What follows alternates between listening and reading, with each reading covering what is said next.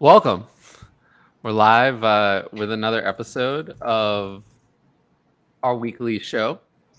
It's a little bit of a different episode this week. No Conan. Hutch was supposed to be on here. Yeah, I know. Hutch was supposed to be on here, but he had something to do. So, yeah, no Hutch. It's school today. Shout out Hutch starting his junior year in high school. High school, yeah. Only to be that young again, dude. Yeah, what would you give? Oh gosh, I don't know. A hefty monetary value. I would yeah, I know. it would be a lot, put it that way. But yeah, we have a fun show today. I've been feeling better, so that's good. Better fantasy football wise anyway. You know, personal wise, it is what it is. But fantasy football wise, I feel better. I don't remember how much I talked about this on the last show. But I can repeat it here. So moving forward, I think that my time as a writer has kind of come to a close. It's kind of come to a close. Writing articles specifically. I think for me, I've realized that is not the future of the content space. It's just not. It's not. People don't read. So that's not the future of the space. I don't particularly enjoy it. It isn't a good way for me to express myself. The separation between the content and actually giving fantasy advice is rather large in an article. I have to do research. I have to put it in a concise format, a format that the separation between that and actual fantasy advice is rather large. I feel a little constrained when I'm doing articles. And I don't think it's specific to writing articles for DLF. I would have no interest in writing articles for another site. It's not like I'm looking to go write elsewhere. It's writing it all. I don't think that. May I go back to that during the off season if I really have a lot of downtime? Sure, maybe. But until then, I don't see it. So it'll be a while before I return to that medium of content. In place of that, I'll be back on SDLF tomorrow, like usual, and moving forward. Additionally, I'll be doing a Sunday morning start-sit show. I'll be trying to do more pop-up YouTube content on the channel as well, mostly solo. The start-sit show will also mostly for DLF will also be solo. And then in addition to that, I'm going to spend more time working on Patreon, more time working on actually helpful stuff on Twitter, not useless stuff that I often do. Yeah, but nothing will change. It's the way society's going, honestly. With the writing thing, you want to survey information that you have to write a lot of words to get the information you want in an article, and people's attention spans with the phones and streaming and everything have gotten way shorter, mine included, and it's just hard to draw eyes to articles now. Absolutely, and I also just think, realistically, you could replace me as a writer. I'm nothing special. I'm just be honest with you. I'm nothing special. Anyone could do, not anyone, but anyone at DLF could do my articles. Anybody. The only thing that was special about me as a writer is I wrote so many articles, but each individual article was just okay. Like, I don't think it was special. I don't think anyone could do my Patreon. I don't think anyone could do Ask DLF. I think those are, yes, there are some people who could do those shows, but I can attest to the second one. Yeah, I don't think that's just like anybody could walk in and be me on those, but anybody could do my articles, at least any individual one. They're not hard. It's a template, and it got old. Like after a year and a half of doing it, it got old. And, again, I'm not going to write for another site.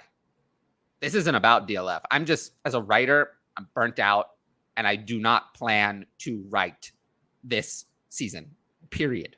Look, compare it to a year ago. When you look on Twitter, you used to see all articles all down the feed. Now it's just you don't threads. See it. You don't see articles anymore. Threads. Yeah, you see threads, and you see people promoting their podcasts, and people promoting Spaces is another one. That one. Spaces. Maybe I have to do that. Maybe I should do that. That would be something. I have 1,000 something, and if you're here, please like, comment, subscribe. But whatever. I have it, and I appreciate everyone who's done that. But I have 1,000 subscribers or so on this channel. I have 28,000 Twitter followers.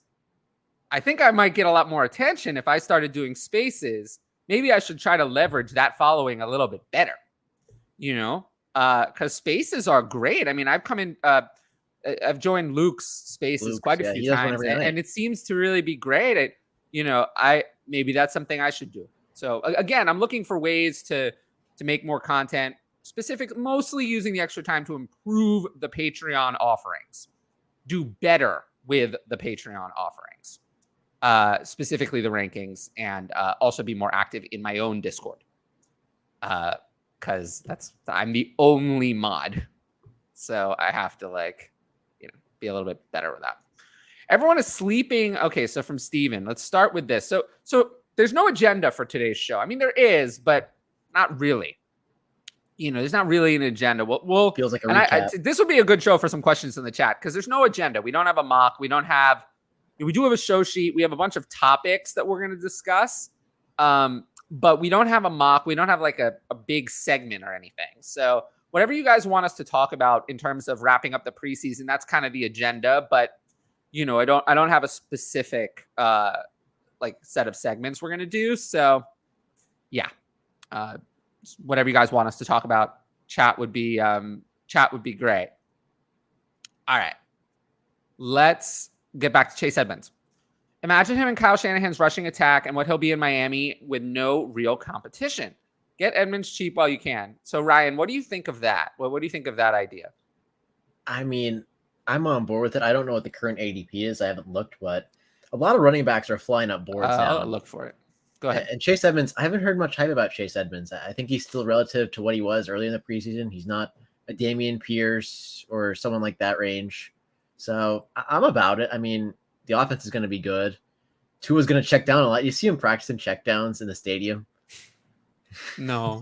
Yeah, he was out there at Hard Rock Stadium by himself practicing check downs. So really? Yeah. He's going through the motions, but I'm about it with the passing attack and the offense there. So I'm in at ADP, assuming it's close. What do you think the ADP is? I want to say a number. Yeah. 88. No, that's among running backs. Oh, among running backs. I thought you meant overall. It's probably gonna be 33. 33. That's about right. I have him at 29, so I'm not that high on him, but I just don't think Chase Edmonds is any good. I mean, right? I mean, he's bad. 4 years of bad. It's not really my kind of player, but maybe, I don't know. We'll see. Oh, what about this trade? Okay. So it's one QB. Give Brees and Akers. Oh, this is funny. Get JT and 23 second. Early mid.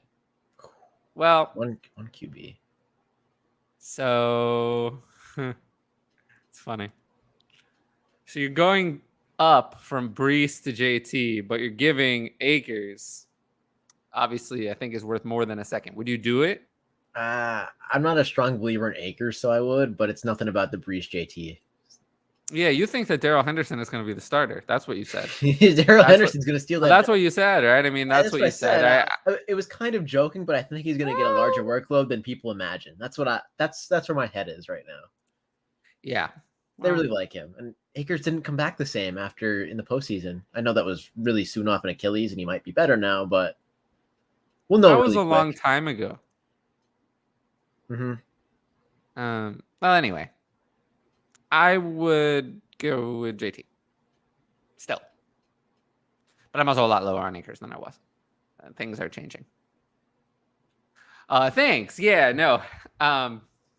Yeah, I appreciate that. Should be a good show. Again, it's nice kind of not to have an agenda. I kind of like it. Like I said, feels like the recaps. Little, yeah. On those, we had somewhat of an agenda. Yeah, well, that's because there was football going on. We'd have an agenda if there was football going on right now. That's true. But there's not. Only, 11 more days? I know. Isn't that crazy? Not even. I think it's 10 more days. Yeah. Week from Thursday. We've made it. Yeah. It's not that I'm bad. It's not that I'm bad at writing. it's just enjoyment. I just don't like it anymore. I don't like it anymore. And you know what the other thing is it's just like there's no interaction. Like, yeah, there's maybe one comment per article, but like just doesn't feel, I'm not getting anything out of it mentally. And it's just, if I'm not getting anything out of it mentally, I don't think I'm getting anything out of it attention wise. So why would I do it? Just cause the interactions. I don't need more rep. I have enough of that. There's no interactions in articles, and I keep comparing them to threads because that's like the big thing now. There's so much interaction on those. Look, I don't want to say that articles are bad. I just think that bad. I do think that in 5 years there are not going to be articles. I don't like, if I'm planning to do this for the long haul, that's not the way. That's not going to be the way. That's not going to be the way that I end up doing it. It's not going to exist. So, or it's going to exist, but it's only going to exist for the best of the best. The ones who write the best articles with the best special data. That's not me. And it'll never be me. So I can't compete in that area. I can't. I can compete with the way I do my Patreon. I can compete on my show. People tune into my show over others because apparently I'm interesting. So I've been told. Or, people compete by my Patreon because I'm interactive. I can compete on that level. But I don't think I can write a better article than other people.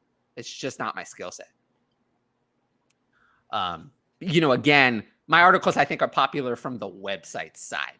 I'm reliable. I always turn them in on time. That kind of stuff. But from the consumer side, I don't think they're anything special.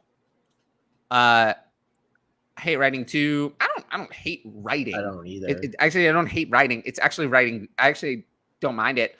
It's just for some reason I've just became disillusioned with the writing format for fantasy football. I just fell out of love with it. I used to love it. I used to love writing fantasy articles, and I haven't had that passion in I don't even know how long. Love that you're evolving your brand. Thanks. Excited for new content. Yeah, the Start Sit show will be fun. I mean, we did it last year. I did it last year. I do think it'll be interesting doing it solo. We'll see how I do. I'm not bad solo. As long as it's not too long, but that's just not going to be that long. All right. 12-team Superflex, Waddle, Cup, Daniel Jones for Higgins, Debo, Brady. Well, this is so blah, right? I'll take the Higgins side because I think Higgins is going to be the most valuable player in that trade come 2 years. Yeah, I mean, I'd rather have Waddle over Higgins and Cup over Debo, but it's weird with age too because Cup is on the side with Daniel Jones. I mean, obviously, I'd rather have Brady over Daniel Jones. Yeah. But yeah, I guess I'll go with the Higgins side. Sure. Speaking of Akers, just because there's a chance Brady starts for the Dolphins in 2023 with Hill and Waddle. How about that? Speaking of Akers, are we worried about him at least to start the year? He wasn't able to do any running during a workout yesterday. Yes, we are significantly worried. Akers has moved down in my rankings. I'm not sure I moved him down far enough. He's already down at running back 18 in redraft. In Dynasty, I still have him at 12, but that could continue to change if it continues to be bad. But yeah, it's not good. It's not good. I am concerned. Anything you want to add? I mean, we might see a little bit of Kyren Williams in the opener. How about that? Yeah. Kyren Williams, I would say, should be rostered in all Dynasty leagues if he isn't already, but I would think he would be in most leagues. Even after the fall. Good question. Good question here from Nick. I like this one. You seem to be higher than consensus on Deontay all offseason, and now it seems like you've soured a bit. What changed? I think I'm still higher than consensus on Deontay. I actually think I've moved him down less than most have. What changed is that now there's no possibility that there's not going to be another wide receiver that matters in the Steelers offense. Before, there was before Pickens was drafted, and then even after he was drafted, there was a possibility that nobody was going to emerge, but that's no longer an option. Either George Pickens is going to emerge because he's been really good, or even worse, Chase Claypool is actually as good as we saw in his rookie year and keeps George Pickens off the field, but that's bad too. So we don't have the option of Deontay is just the one mega anymore. So yeah, that's what's changed. Nothing about Deontay specifically, but it's really Pickens' emergence. It's just kind of taken a lot off the ceiling of Deontay Johnson. The ceiling went from, like, right now in redraft. So I think at my peak, I had Deontay Johnson at 11 or 12. Now I have him at 15. So it's not like I've dropped him off the face of the earth. That's higher than most, I believe. It's not like I've dropped him off the face of the earth, but I just feel like his ceiling is now 9 instead of 5. So, or maybe even worse than that. So yeah, that's what's changed. Is there anything you'd like to add to that? I think you hit it on Or do you agree with me? I mean, I don't know. I kind of agree with you. I mean, George Pickens is a rookie. We don't know exactly what he's going to do. He's obviously looked like that guy in the preseason, but it's the preseason. Like, yeah, but he's already pushed. Looks like he's pushed Chase Claypool out of starting in 2 wide receiver sets at all. So, I mean, how irrelevant is he going to be? And the Steelers have had rookie wide receivers be relevant all the time. I mean, Deontay Johnson himself, Juju, and Claypool were all relevant in their rookie years. So, really the only rookie that they've had that failed was James Washington. He's the only failure. Sammy Coates. But that was a long time ago. That was a long time ago in different draft capital. So, yeah. So, Martavis Bryant was even good in his rookie season, if I remember right. Martavis. I still. What could have been, right? What could have been? What could have been? He's definitely a what could quite the highlight tape. Yeah, no, for sure. Like I said, sucks. All right, We'll get to this. So before we get to that, so we already talked about like commenting, subscribing. The channel. We talked about monetization a little bit. Just remember that the super chat is out there. I would really appreciate it. It supports the channel. So that would be nice. But, it is what it is. And then with Boost, I believe that starts a week. So you'll start to hear more promos. They still have to send me the promotional material that I'm going to use. So we'll hear a little bit about that. And then my own Patreon, at this point, it's not as big of a deal. But if you sign up over the next 3 days, I'll still refund your August payment. So you won't have to pay a full month for just a couple of days. So that's out there as well. But yeah. And then, so that's pretty much all the intro stuff, which was mixed in. And let's see. Okay. So yeah, we can get back to this. All right.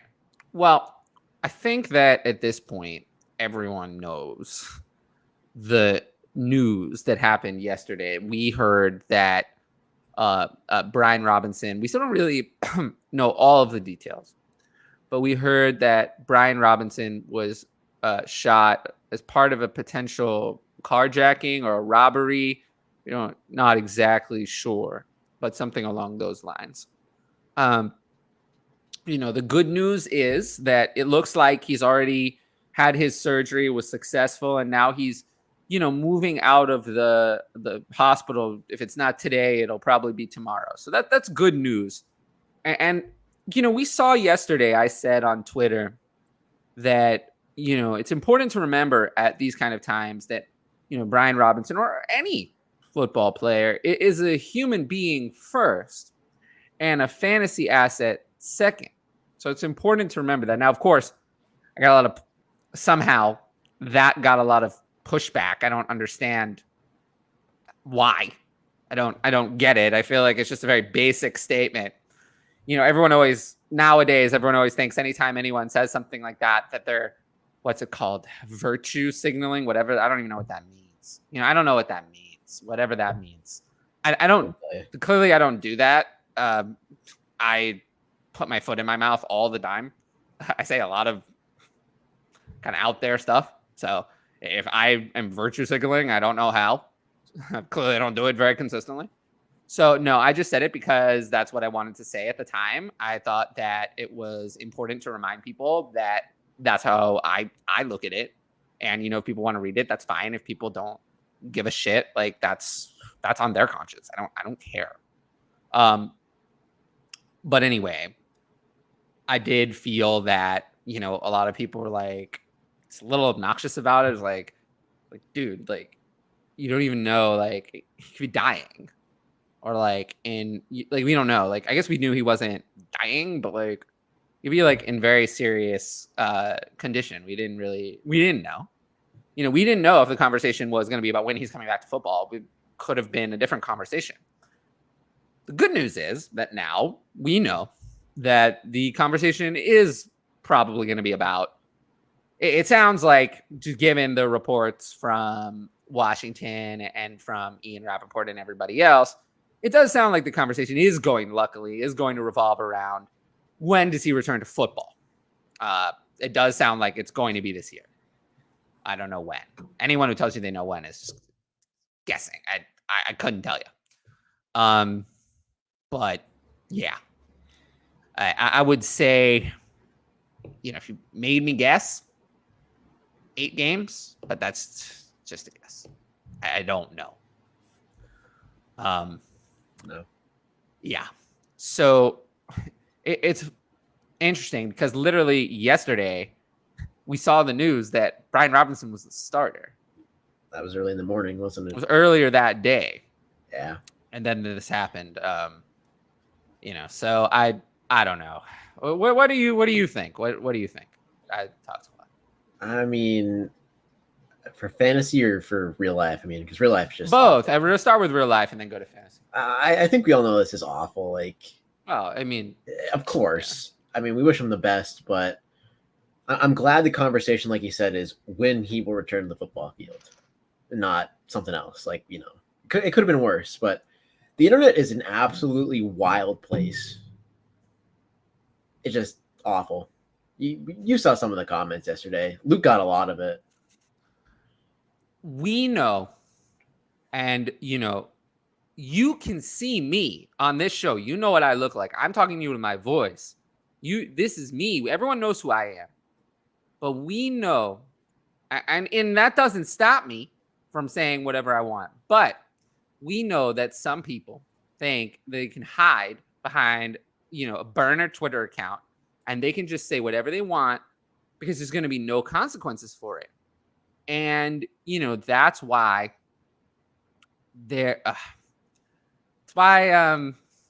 Twitter can be such a toxic place at times.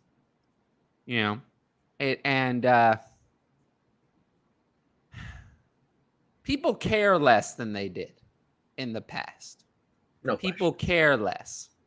People care more about, scoring a point in a non-existent hypothetical argument than they do about other people.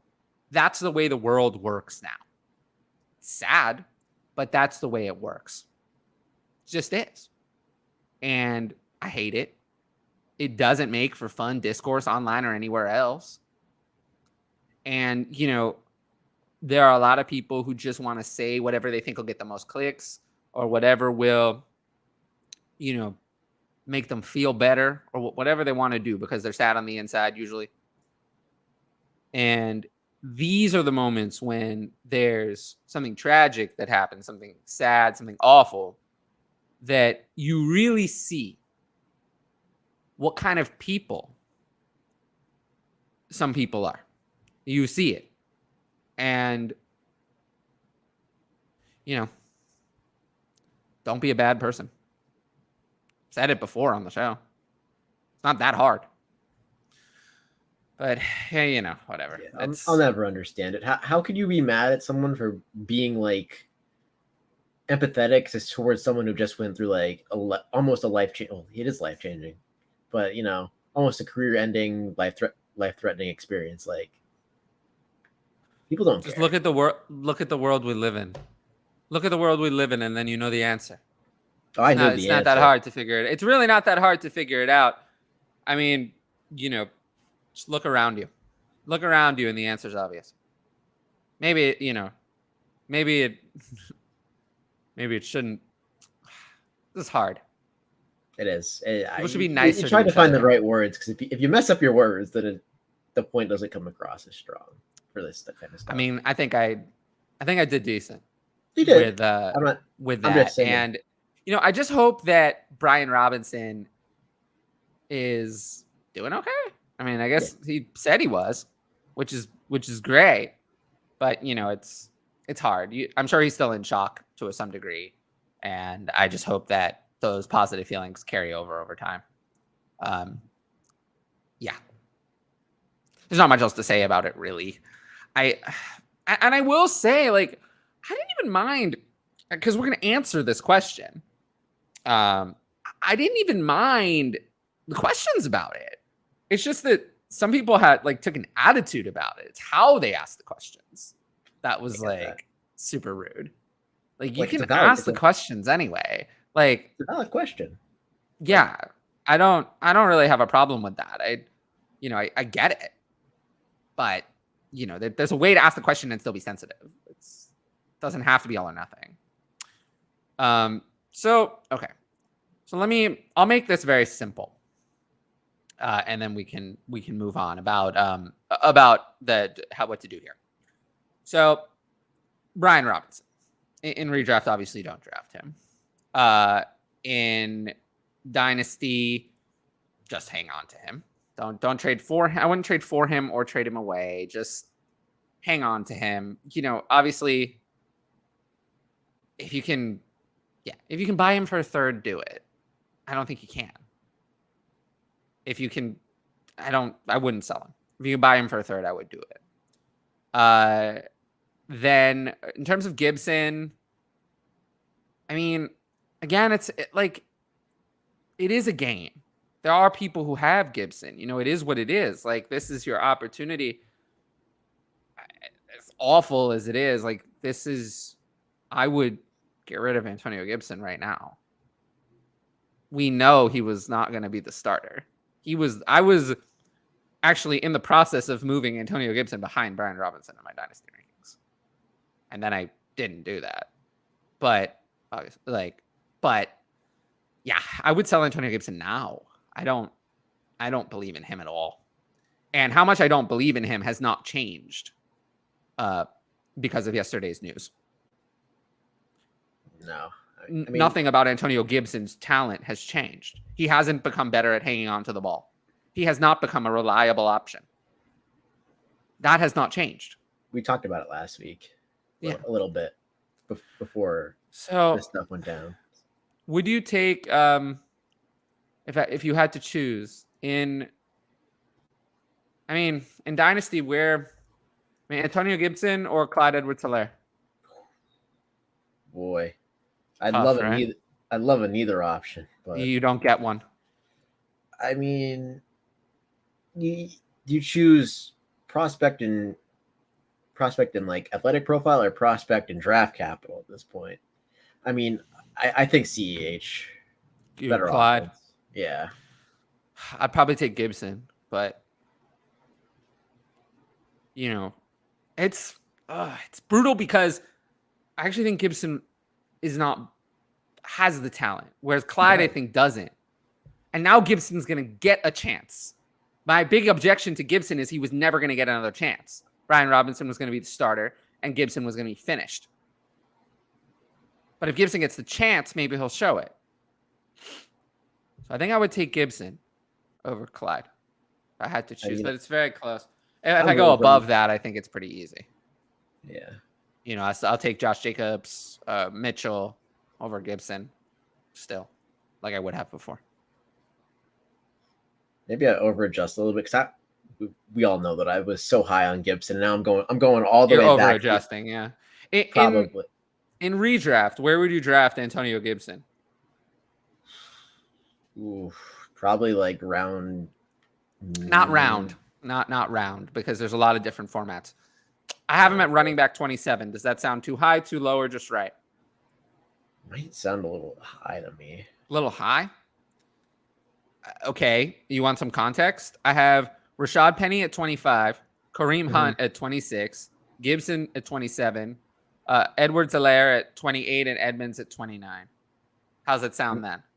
I mean, I'm okay with it. It's in the range. It's in the ballpark. I'd probably have him like early 30s.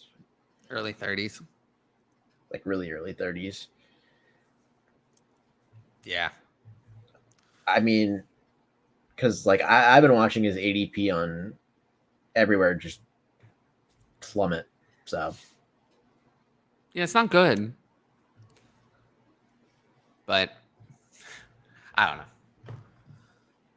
Man. I just hate news like this too. Yeah. It's really depressing. But I think we should just move on. Denzel Minimal. Oh, God. Denzel Minimal. It's Denzel Mims, in case anyone doesn't know. Is desperate to be traded. He basically matched his 2021 production in the game yesterday. Yeah. If he's not traded, he'll be cut. Nobody wants him, though. He sucks. I don't know why anyone would want him. No. I mean, the Panthers were calling about him. I heard that one through the grapevine. I don't buy it. I don't buy it either, but that's oddly specific. It is oddly specific, but I still don't buy it. That's fair. We don't care about Denzel Mims. He doesn't matter. All right, Dameon Pierce deal. So Dameon Pierce has had a lot going on. 12-team Superflex. Dameon Pierce, Irv Smith, and Zach Wilson for Wan'Dale and Trevor Lawrence. What? It's Trevor Lawrence, easily. Right? Yeah, it's easily Trevor Lawrence. I'd rather have Trevor Lawrence over the other 4 players combined. I agree. I also really like a Wan'Dale. The analytics community put me on to Wan'Dale, and well, I mean, I said Wan'Dale was a great value from the start. Oh yeah, I'm talking about like the college process, like way early on. Yeah, I know, but still. True. And yeah, Irv Smith, I hope he breaks out, and then you're getting a QB upgrade. It's easy. Zach Wilson is like dead to me. I'm done with him. I don't want any part of him. So it's tough. Yeah, I'll just take Trevor Lawrence and be done with it. T-Law just needs to put it together, and with a better coaching staff, I think he could. I forget who it was to, but that one throw, like what was it, a week or two ago? It's all there. It is, and that's why I would easily take Trevor Lawrence. All right, 10-team Superflex start 10. I traded 323 first and 24 second for Lamb and Swift. That's a lot. No, it isn't. 3 firsts for Lamb and a second, 24 second for Lamb and Swift 24. Is not a lot. Lamb and Swift are 20. I thought I read it wrong. I thought it was 4 firsts. No, Lamb and Swift are worth more than that. Yeah, that's my bad. So I'll take the players. Could you do a quick run through on how you would rank the top 10 rookie picks now? A lot has changed since rookie draft season. Well, I just updated my Patreon ranks today, so they are there. If you go to the 3rd tab of the ranking sheet, you can see the rookie ranks, how I have them now. I mean, right now I have Breece Hall number 1, then Drake London, Garrett Wilson, Kenneth Walker. I have Treylon Burks at 5, Chris Olave at 6, and then at 7 would be Kenny Pickett in the Superflex, and then I'd go to Jameson Williams, Sky Moore, and then I have George Pickens at 10. How's that sound? Seems all right. I'm still bullish on Treylon Burks. I just don't. I have him at 5. I know. I think most people would have him at 11. Well, yeah. Then I'm more bullish than the community. I did an auction Dynasty startup draft for my friend yesterday, and I got Treylon Burks for like so cheap. I don't know. Let me say this. I could put out the Twitter poll, and I know I don't even do it. I don't even do it because I know what the results would be. I could put out the Twitter poll today. Treylon Burks versus Dameon Pierce, and I know who would win. I don't need to do the Twitter poll. I don't need to. It would be a waste of my time to do it because I know that Dameon Pierce would win. Don't do it. Don't do it. You'll regret it. Please don't do it. You'll regret it. Please don't do it. Dameon Pierce I don't get it. I don't get it. I do not understand the hype with Dameon Pierce. Yes, he looks pretty good. Yeah, I get it. Where do you I have Dameon Pierce in redraft, ranked at running back 33. Not 20, 33. Why? Is he going to get every touch? No. Is he on a good offense? No. Does he have experience handling a large workload in college? Did he do that in college? No. No. Does he have good draft capital? What about that one? Does he have good draft capital? No. Is he on a team that has extra draft capital in the upcoming drafts and could easily at any time replace him with a better player? Yes. They got a couple firsts. Yeah, they have a lot of extra draft capital from the Deshaun Watson trade. So there are people who want to pick him in the top 5. Please go ahead. Don't listen to me. Go ahead and do that. And then when the Texans have Bijan Robinson next year, you can for anyone from else. Texas running back. By the way, I gotta look. Coincidence. This just happens to be. Thank me later. Thank me later. Nothing about him is appealing. Nothing other than a few good preseason games. Be careful. I'm trying to see how many running backs right now in the 2023 class that I take over them without them. It's got to be at least 6. Without them at least playing their last season, and it is. Yeah, I think it is. It's at least 6. All right. Let's get back to this. What about this one? Doing a 12-team Superflex, 1 PPR, 2 tight end premium, best ball dynasty startup. Also, half point for all first downs. Pick 2 between Tony Pollard, Kmet, Kareem Hunt, and Ertz. Big tight end premium league. I mean, right off the bat, you have to go Kmet. Not even just for the stack, but 2 tight end. Is it 2 tight end premium or? I think it's 2 tight end premium. There's so many wacky tight end leagues out there. I still go Cole Kmet because that premium's insane. But then I'd have to. If it's 2 points, I'll go for Kmet and Hunt. I guess. I mean, if he gets a first down catch, it's what 3.5 points. Yeah, something like that. A first down catch for 10 yards. It's 3.5 points. But yeah, I mean, then it gets kind of, I don't know. Like, I think it's if you have a strong conviction. If you have a strong conviction, you think Zeke's washed, you go Tony Pollard. You have a strong conviction Kareem Hunt's going to get traded, go Kareem Hunt. And for Zach Ertz, I think with the premiums, you could justify that. Yeah, I know, but you could justify it with the premiums. You could justify it. I guess you could justify it, but I don't really want it. I'd rather go one of the running backs and just pick which one you think is going to happen. Zeke being washed or Kareem Hunt being on a different team, whichever one you think is more likely. Yeah. Maybe it's just me being pessimistic, but Wan'Dale just feels eerily similar to Rondale Moore last year with a worse quarterback situation. I don't know about that. I mean, Cliff Kingsbury did not know how to use Rondale Moore. I think people overlooked that. Do you think he learned, actually? No. Well, anyway, I think he's kind of overrated as a coach. That's just my personal. Oh, I agree. I don't know why we think he's a good coach. Brian Daboll, though, I think will be able to use Wan'Dale Robinson pretty well, but I don't really. The bar is low. Like this. If his ADOT's higher than 1, he already knows how to use them better. Yeah.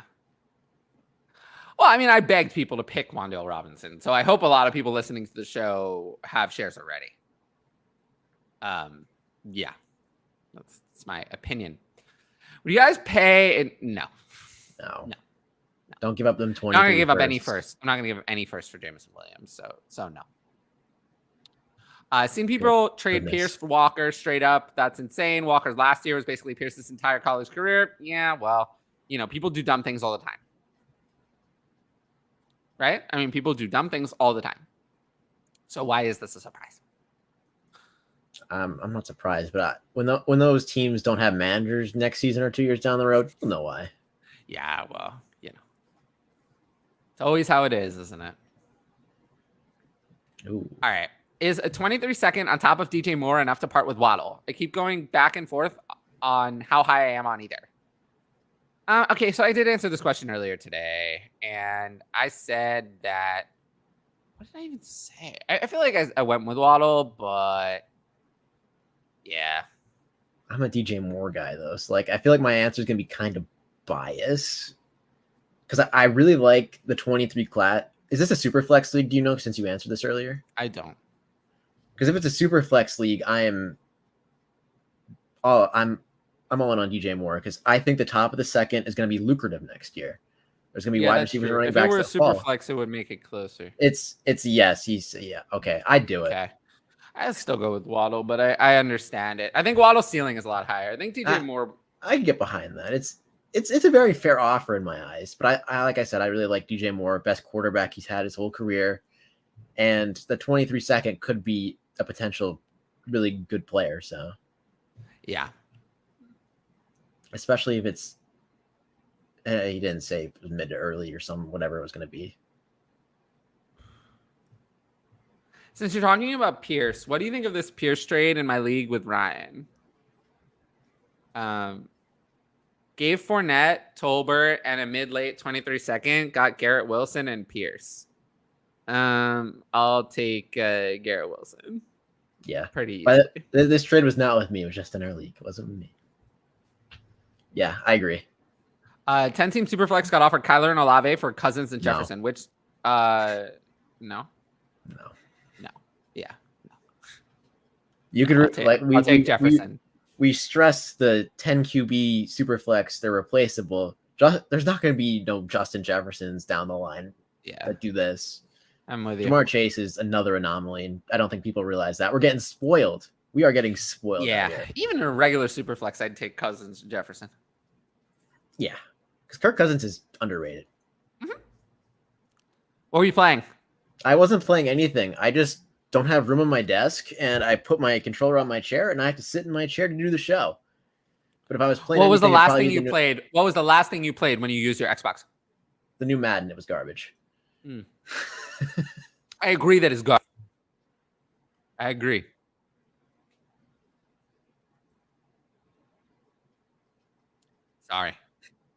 Sorry. I told you I was going to be a little biased. I mean, all right. Oh boy, this is on the clock in a Superflex redraft pick 311. I have Hurts and Justin Jefferson so far. Quarterback, 2 running back, 3 wide receiver, tight end, 2 flex, Superflex. Pick between Rodgers, Cousins, Carr, Javonte, Connor, a lot of players. Okay, let's see. Well, I don't know. I mean, what would you be considering here? So I've already chopped it down pretty much almost all the way. I see Cousins there as the best quarterback option on the board over Carr and Rodgers, especially for redraft. Rodgers. I don't trust him.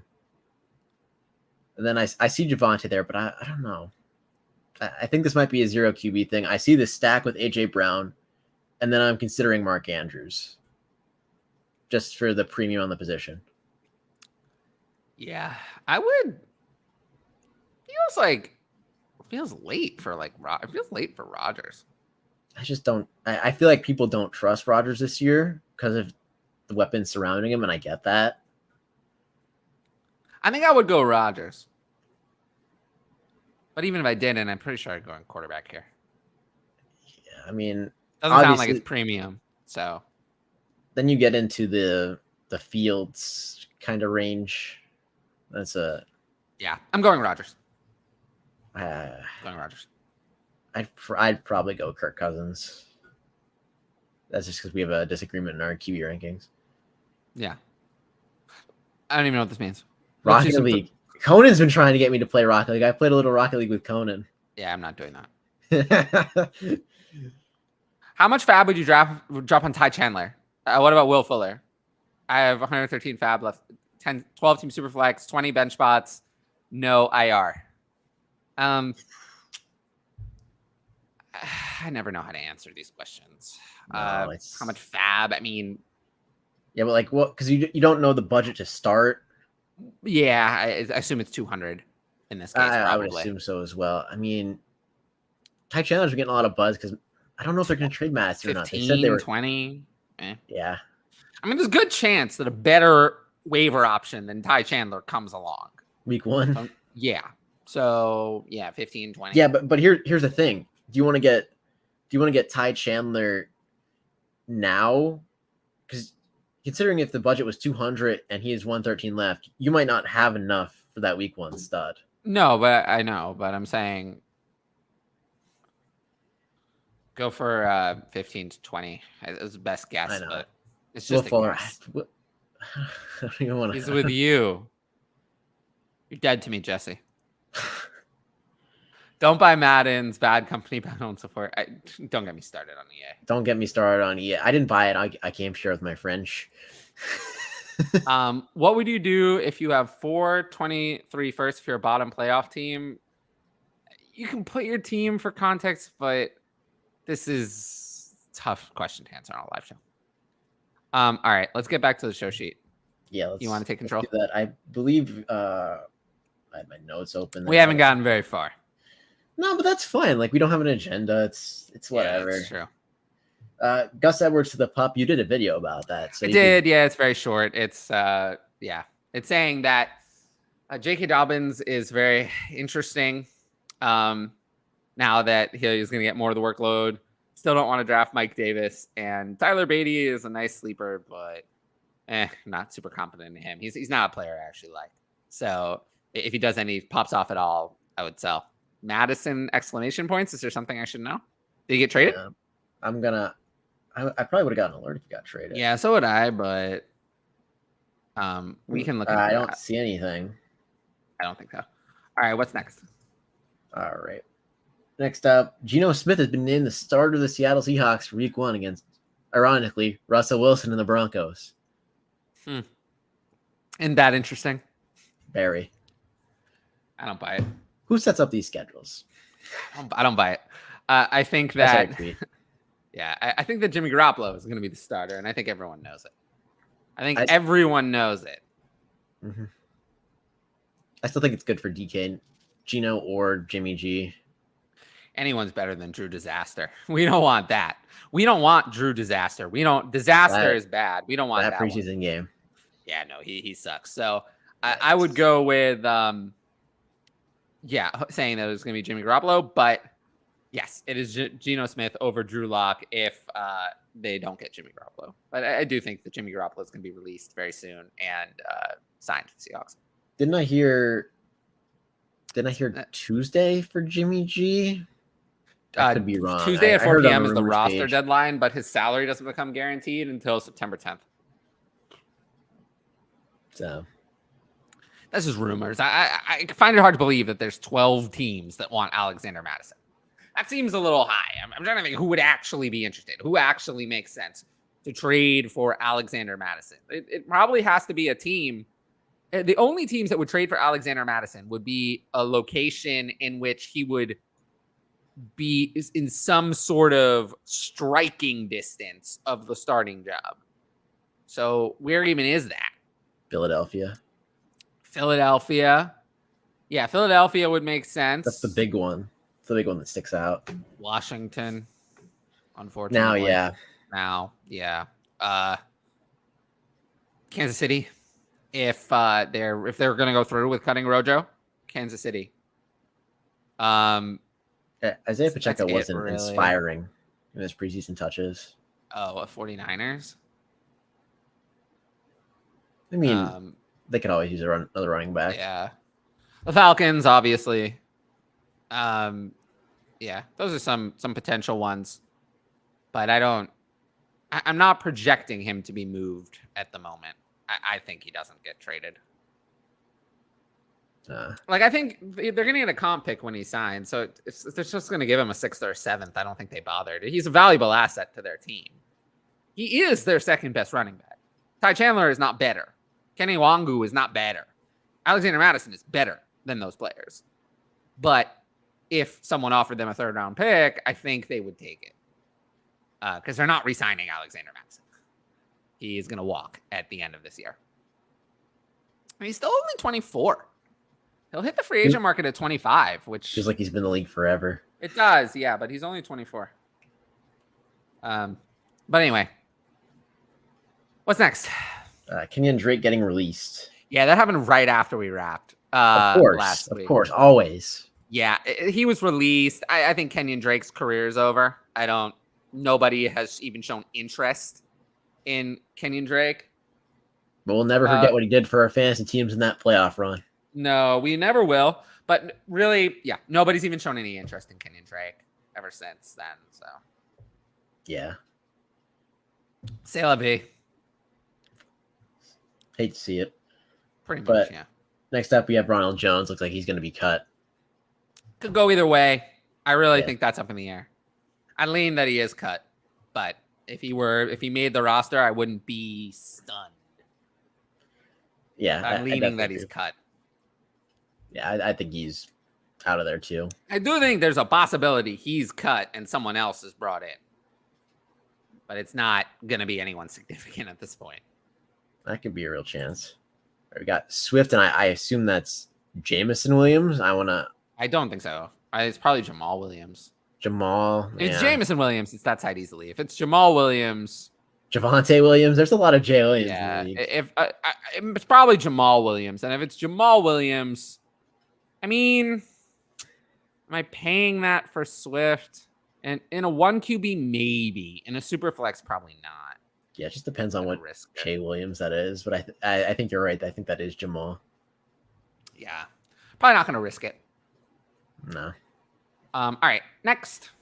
Speaking of Jameson Williams is next. Yeah, Jameson Williams. What a segue to the NFI list. Yes, we knew that means he misses the first 4 weeks. We saw that coming. Yeah, I don't think anyone expected him to play in the first 4 weeks. This is nothing new. We expected what? I would say 7, 8. Yeah, I was gonna say 7 would be my guess. Yeah. Then it'll take him a little bit to get up to full steam. So redraft. I think it'll take a while, but you never know. I mean, you've had players like Odell come in after being injured and then just torch everything. So it does happen. Yeah, that is true. That is also Jameson Williams has also been injured the whole time. Not like at the beginning or later. He's been injured. He hasn't been able to participate in anything. So I would not count on Jameson Williams this year. No. All right. Next up, we have Sterling Shepard off the pup. Yeah, that's kind of surprising. And I mean, the Giants, Darius Slayton is not going to make the team. Not that he matters, but he's not going to make trade the team. interest. Traded or cut. Somehow everyone's getting trade interest at this He's time. not going to be. Yeah, he's not going to be there. Kenny Gallaudet was playing in the 3rd preseason game, and it was not good. It was not good. I don't even know what to do with Sterling Shepard at this point. And Kenny Gallaudet. They're both useless for your dynasty team. Sterling Shepard, I just hope that the Giants don't leave Wan'Dale Robinson on the bench to play Sterling Shepard and Kenny Gallaudet more. That would... I feel like if it was Joe Judge, it would definitely happen. I feel like Dable's a little smarter than that. Yeah, it does not seem like Sterling Shepard is actually going to play week 1.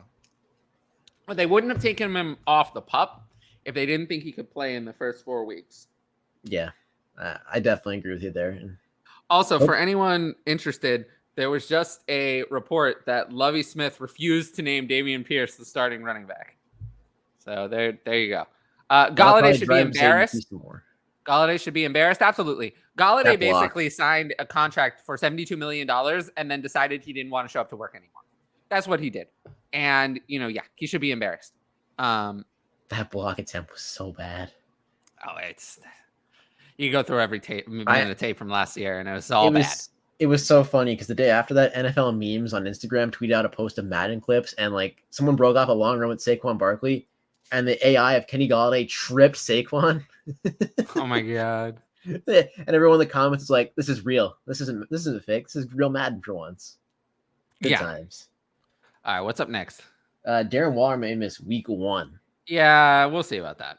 We'll see. He's also so working weird on he's that not contract. there. It does feel like this is contract related. And They're if he working on signs it. the long-term contract, then I don't think he'll miss week 1. I heard ballpark of 16 mil I've seen. Yeah. If he signs a long-term deal, I'll be a lot more interested in Dynasty. But I'm still concerned about him. Yeah, I am too. Can he fall all day? I love it. Nice. I love it. All right, next. Michael Gallup may return earlier than expected. This one's kind of more surprising than Jameson Williams. Yeah, I still wouldn't draft Michael Gallup in your regular redraft, but it looks like he is going to be back in the first 4 weeks. I'd say probably week 3 would be my guess. Which is way earlier than we expected throughout the offseason. So, yeah. Definitely.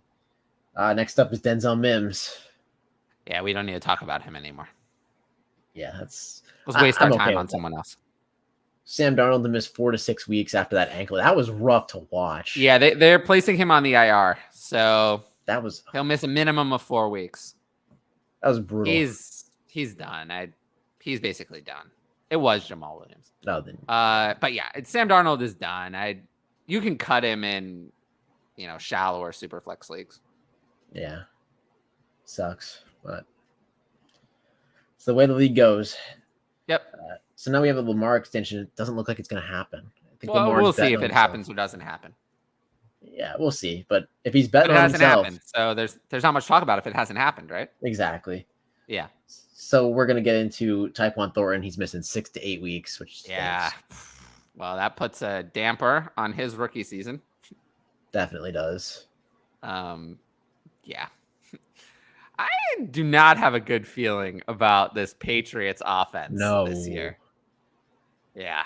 It doesn't look so good. It doesn't look so great. I don't know. I mean, when you have Matt Patricia as an OC. Yeah, it's not good. Not so Isn't good. Joe Judge the co-OC? Joe Judge has something. Joe Judge is the something there. They're co-offensive coordinators. Great. Great. Yeah, that's exactly. That's fantastic for Mac Jones. Yeah, he's also the quarterbacks coach. Joe Judge is the quarterbacks coach. He's an expert in quarterbacks. He's really good. I really do think, though, that Joe Judge is going to improve one area of Mac Jones's game. He really will. He's going to improve his ability at the QB sneak. He's going to be very good at that one. He's going to be very good at improving Mac Jones's ability to do a QB sneak on 3rd and 10 from his own 10-yard line. He's really going to improve Mac Jones's ability in that area. You think this is Bill Belichick just reuniting with friends, or you think he's trying to ego the rest of the NFL? I don't know anymore. This coach didn't succeed with this team. He's going to come to my team and succeed. Yeah, well, and then none of the Belichick disciples really do anything. No, they get a head coaching job and mess it all up. Pretty much, yeah. Always happens. The next one's not even news. It was just an interview about Tyreek Hill. He wouldn't get handcuffed to Jackson Mahomes for a Super Bowl, and he was just kind of trashing the Chiefs a little bit. In that interview. Yeah, I want the 30 for 30 on what happened with with Tyreek Hill and the Chiefs, because it can't just be that they didn't want to pay him. There's got to be a lot more here. After what's been going on, yeah, especially that interview, got to be more. I mean, I don't think we need to spend any more time on that. Next up, we have Deontay Johnson suffered a minor injury during the preseason game. It's not news. It's not news, yeah. Not news. He'll be good for week 1. Yeah. That's all that matters. Sticking with the Steelers, though, Najee Harris sprained his list, Frank. Yeah. I'm not really worried about it, though. It's a little more concerning than Deontay Johnson. Well, why was he playing in the 3rd preseason game then?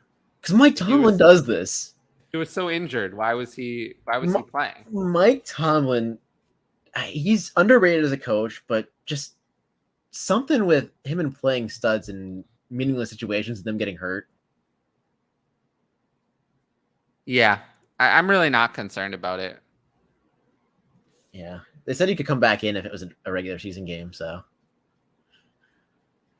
we're good. Yeah. And then Madison on the trade block. I think we covered that. Yeah. I mean, it is what it is. Mm-hmm. He hasn't been traded yet, so there's nothing we can do. Any concern with Waddle's undisclosed injury? I'm going to say no.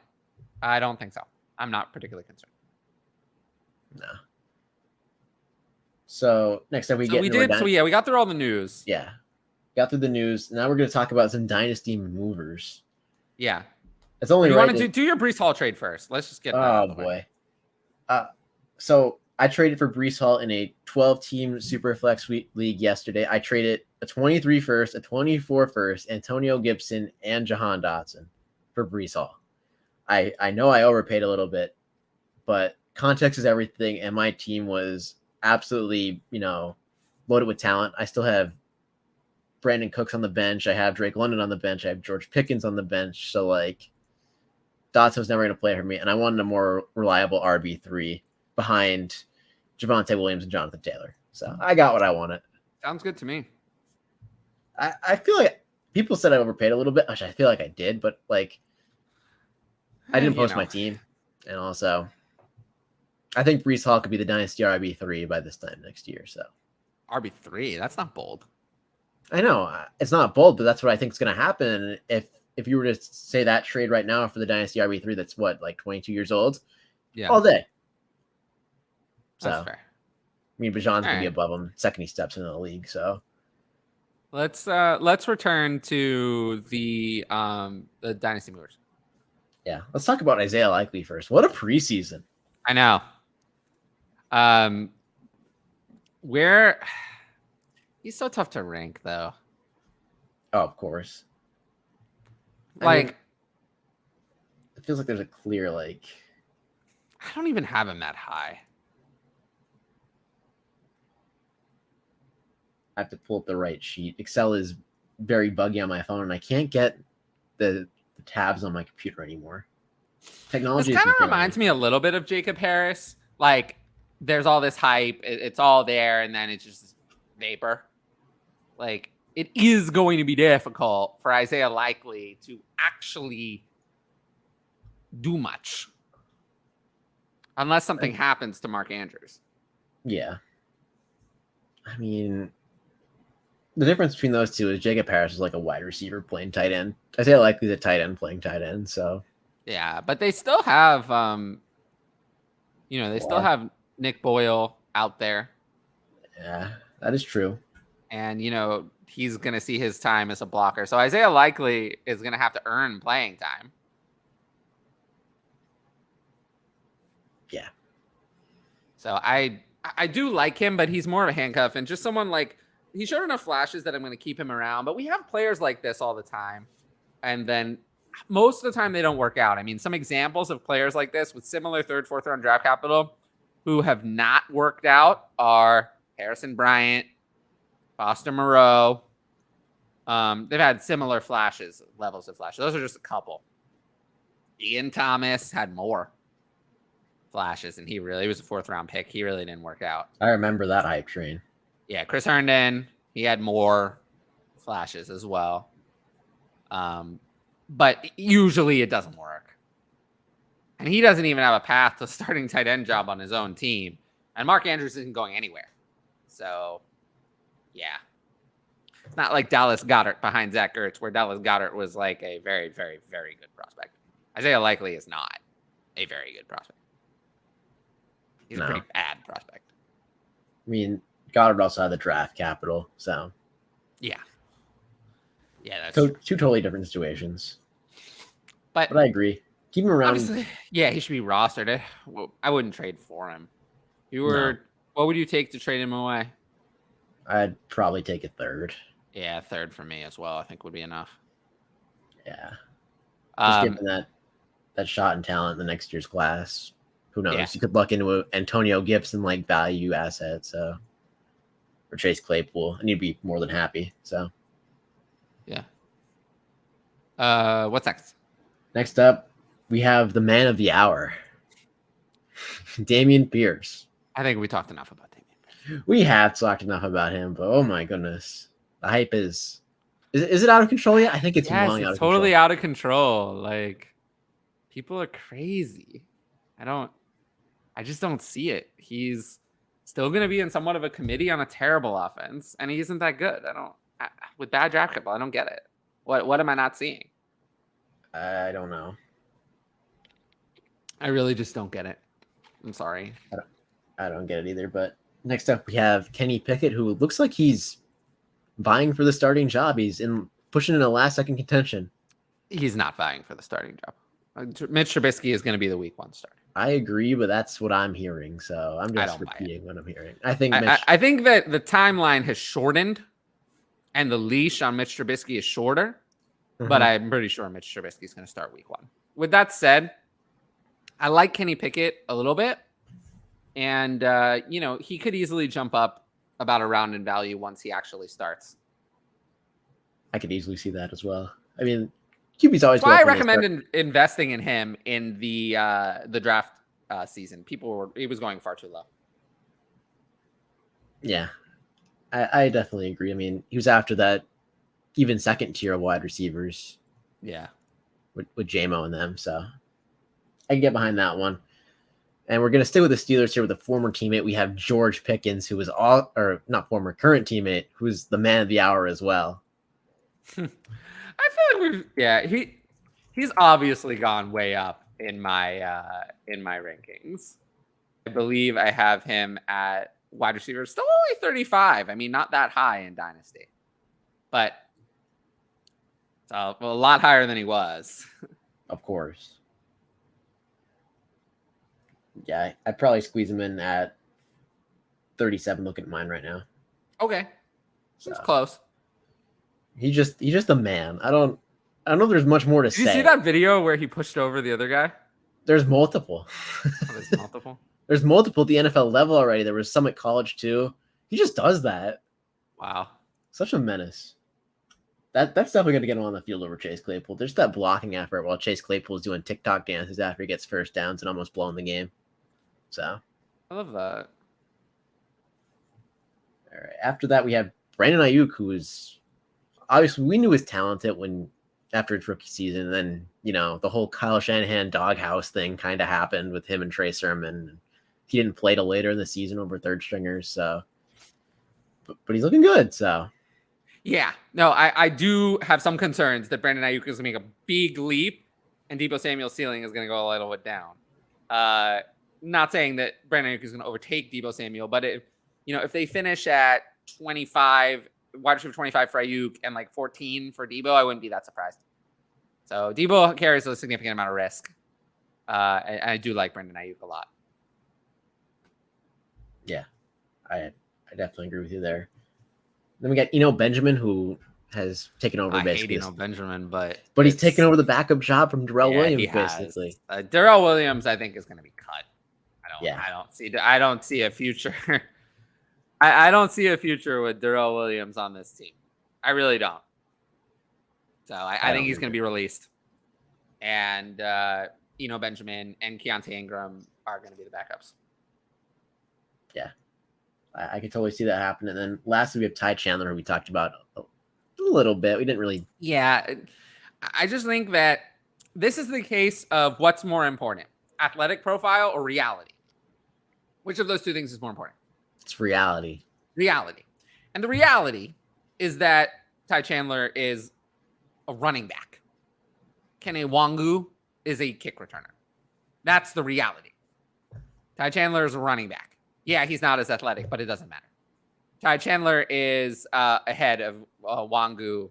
Even if he's not ahead of him on the official depth chart, he's ahead of him on the mental depth chart and the camp depth chart and with what's going on in Minnesota. So Tai Chandler is someone to keep on the back of your roster, especially if Madison does get traded. He's someone I would look in. They tried Wangu at running back here and there. They don't. Did. He's teams oftentimes the RB4 in a team is the kick returner because it gives you like an option to then play him at running back because running back gets hurt all the time. But I think Wangu was really picked to be a kick returner. Ooh. We'll get to the questions in the chat. Thank you. This is, I think, the first super anything. First super stick. Or first anything. Yeah, thank you. I really appreciate that. That's really sweet. Thanks, Mark. And like I said, once we get enough money to cover the StreamYard, which will take a long time, we'll figure out what to do with the rest of it. But for now, any and all donations super stickers, super chats, anything will be going to cover the payment for the StreamYard account for this account, YouTube account. So that's I currently pay for that out of my own pocket. So yeah, I would really appreciate any super stickers and super chats. So thank you again, Mark. Biggest by low now for you both. I mean Garrett Wilson. And, yeah, Garrett Wilson, I would say. Garrett Wilson. Yeah, I'm looking around right now, seeing if I find anything, you know. I mean, Garrett Wilson. I'll go Treylon Burks. Treylon Burks is not really it depends on. I have him a lot lower than Garrett Wilson, so he has to come a lot lower then for him to be compared to myself and Garrett Wilson on consensus, or not Garrett Wilson, Treylon Burks on consensus right now. I mean, Treylon Burks is probably also a buy low for me, but I think Garrett Wilson is more of a buy low. That's fair. Christian Kirk has been a buy low for me the whole time. Nothing has changed, but he's been a buy low for me. Yeah. Definitely. There's a couple. Yeah, there definitely is. I mean, nah. Ramondre Hype's gotten a little too far. Yeah, he's not a buy low anymore. George Pickens is the real deal. We'll still say Deontay looks amazing. Yeah, no, he does. That's why I haven't lowered Deontay Johnson's value that much. But, you know, Deontay Johnson is not, it's not like DeAndre Hopkins. Or DeAndre Hopkins would be DeAndre Hopkins, no matter who else they had. Deontay Johnson is great, but he's not on that level. He's not on that level where nobody else matters, like Devontae Adams, DeAndre Hopkins. Those are, you know, Justin Jefferson. Those are players. It doesn't matter. The other players don't matter. They're irrelevant. It's just we focus on they're so good that that's the only player that matters. Whereas Deontay Johnson is in the next group. Very good. You know, players who are very good, but like Mike Evans, he's also in that group. They're affected by the surrounding targets in terms of their target volume. They're not good enough to just command their targets without question. That's the thing. He's not in that. He's not on that level. So that's why he's been moved down a little bit. Am I crazy to think that Garrett Wilson's value will be around the 112 to 201 relative to next year's class when hype builds? No, you're not crazy. But I don't think that'll actually be the case. The reason I don't want to trade a first for him is just because he's not going to be worth anywhere near a top 5 or 6 pick. But I would be stunned if there are actually 12 better players. But the risk of trading a first away is high. Because the big difference between this year's class and last year's class is going to be 2 through 6 is going to be a lot better. This year it was 1 and then even 1 will be better, but this year 2 through 6 were horrible compared to 2 through 6 in a normal year. That's going to be the difference.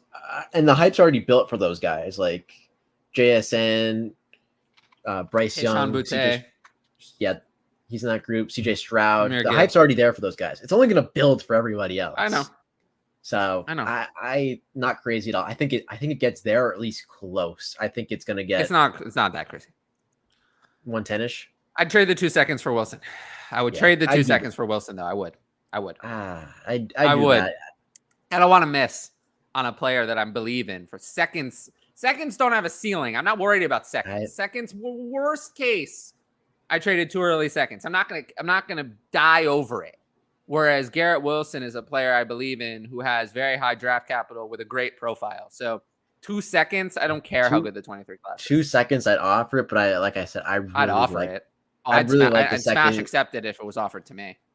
I'd really like this hop with a second in this year's class. I hear you, but that's a year away. We don't know. A lot of things could happen. Garrett Wilson is a solid prospect now. It's not like a first. If you give a first, whichever team that first comes from could go, who knows, in a different direction. You know, could be bad. You could have given up the 101 and regret it.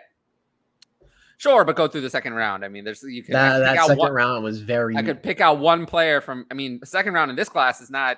I mean, well, a round of Elijah Moore was Rondale Moore, Terrace Marshall. Was a year earlier. It's not always great. Yeah, it's not always great. You have to be careful. Not always great. Be careful. Definitely got to be careful. Yeah, even in the 2020 class, there were a lot of Denzel Mims. Some misses. Minimal. was in that second round, and he was the popular one. People loved Minimal. They loved Minimal. Jalen Reagor. Jalen Reagor was in the first, dude. Keyshawn Vaughn snuck into the first. Keyshawn Vaughn. Yeah, there were still landmines, and if you hit those landmines, you set your team back so bad in a draft class like that. You want to go to the players moving down? Yeah, let's start with that. Because we've actually already talked about a lot of these. Yeah, we'll start with Kenny Gallaudet. What a block. We talked enough about Kenny Gallaudet. Kenny Gallaudet is a disgrace. Mm-hmm. Jameson Crowder's up next, who looks like he lost his starting slot role. Yeah, he's lost the starting slot role to Isaiah McKenzie. I'm not sure Jameson Crowder makes the team. No, every class has them. They hit in the best class. The hit rate in the second round is less than 40%. Of course, yeah. It's 30. It's just that the talent, 35% would be like an all-star hit rate in the second round for a class. It's usually around 25 or 30. You're just looking at these guys early and what their profiles are going to project to be or are right now. It's going to be crazy. So yeah, there's going to be landmines for sure. If it was 100% hit rate, everyone would be good at fantasy football. Yeah. So 100% for anything. Jameson Crowder, I think he's lost the role. Isaiah McKenzie, whatever. Khalil Shakir is interesting, maybe down the line. Isaiah McKenzie for week 1 of DraftKings Showdown. That's the play. See, Eric, it doesn't work this way. It doesn't work this way. This is always a common trap. Yeah, I'm going to get this player. Yeah, he's going to be in the second. But if he does well and people start to like him, he won't be in the second. I hear this is why I think Devy analysts get on their high horses a little too early. They think, we're going to have a secret. We know about the player now, but it doesn't matter. It doesn't matter if you know about the player now because I have 4 months to catch up to you. And I'll catch up to you.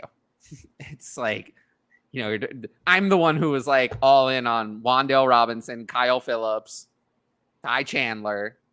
I did pretty well. Actually, this rookie season, I did better. I did a better job than, more accurate than I had been in the past with my takes. So you don't get the value in the early second if it's really there a lot of the time. The market is a lot sharper than it once was. There are no secrets. So it just doesn't work this way, unfortunately. Louis says, one keeper redraft, so let's just redraft. DK and Mooney for Debo. It's interesting. In a redraft, what would you prefer?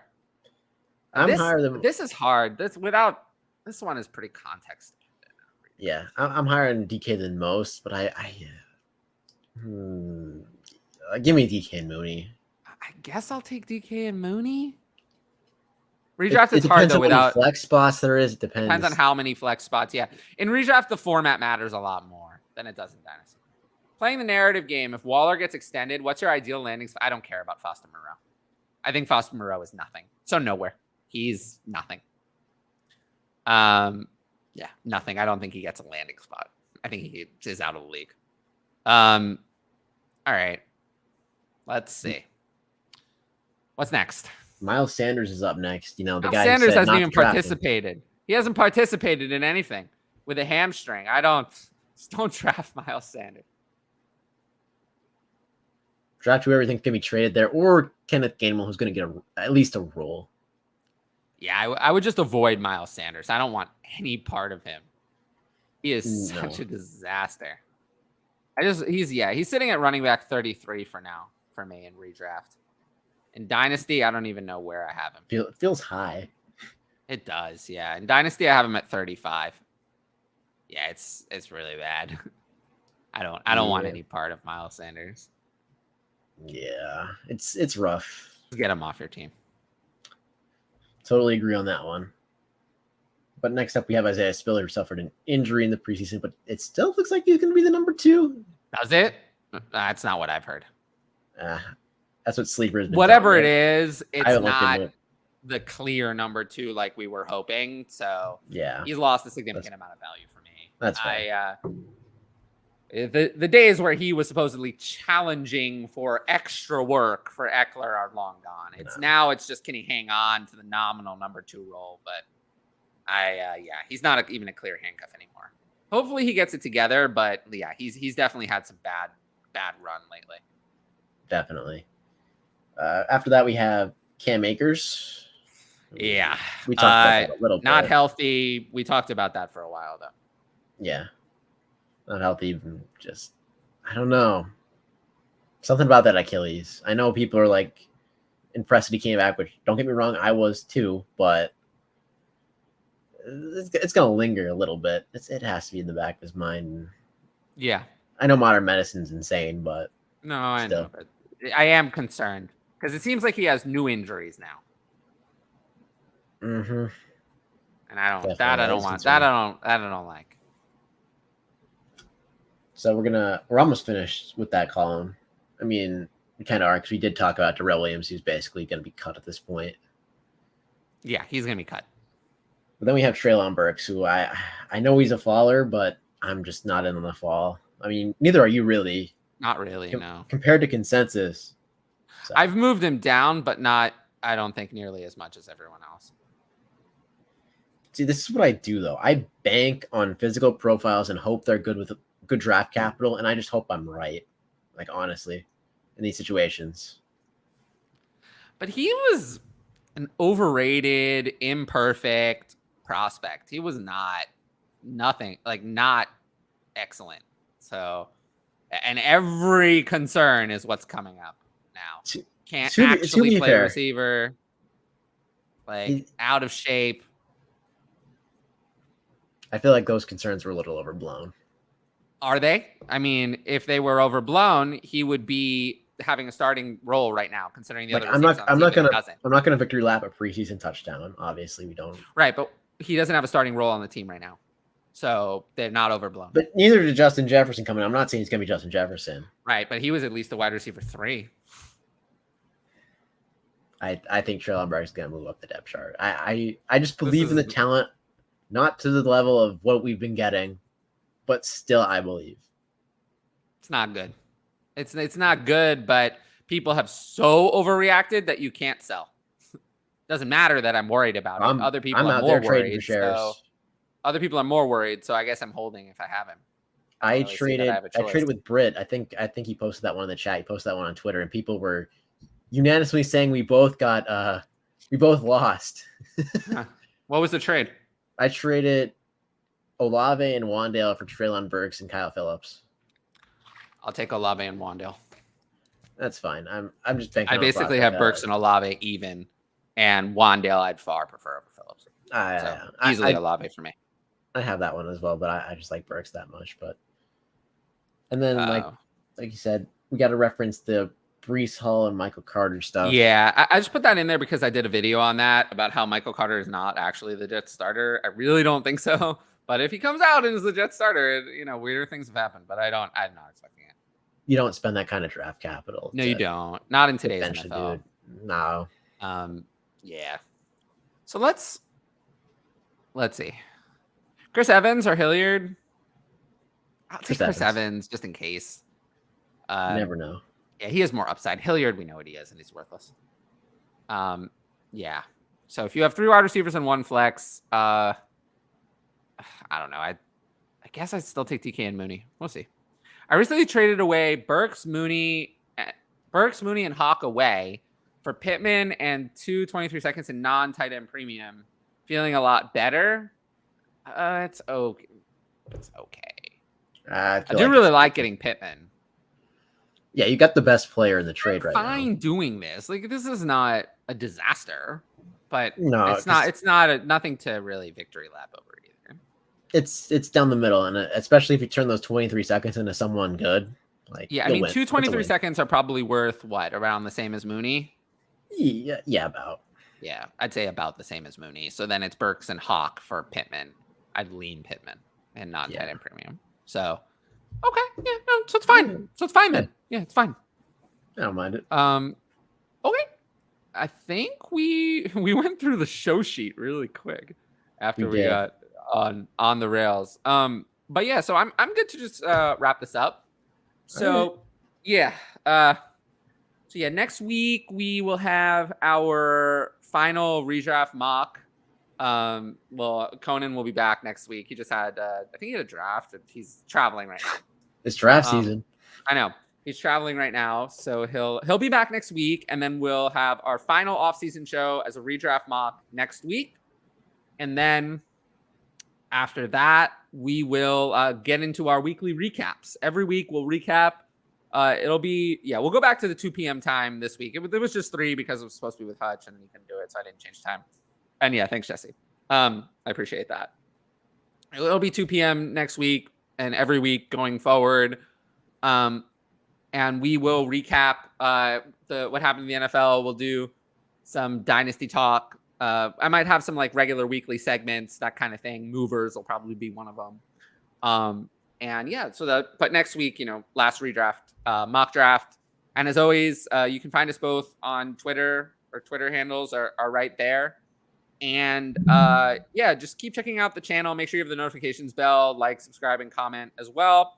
But the notifications bell, if you have that turned on, you'll see anytime I randomly go live or I randomly put up a new video or anything along those lines. You won't miss it if you have the notifications bell turned on. I just want to thank everyone for commenting in the chat, everyone who's watched the show, whether it's now or later. And, just thank Ryan for being great. And I appreciate it. It's always fun every week. Yeah. And then I will see you all. I'll see you all tomorrow night on Ask DLF, and I'll see you back here 2 p.m. Eastern next week. Anyway. See you.